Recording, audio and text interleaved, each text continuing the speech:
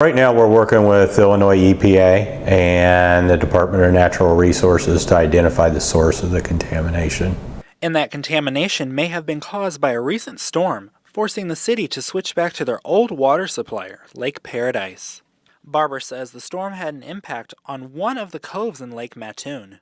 It happens to be the cove that we were drawing water out of to treat for use in town. He says they've had speculation on what might be going on in the lake that's causing treatment issues. Our treatment plant is capable of filtering out various forms of contamination.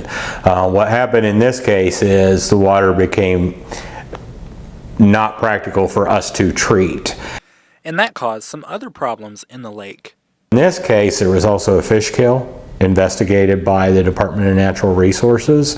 They were able to identify that there was something different in the water in that cove than there was in the rest of the lake, and that it wasn't a natural occurring event like low oxygen levels. Brian Nunez's family owns a home on Lake Mattoon, and he says he's familiar with the water problems and is taking precautions.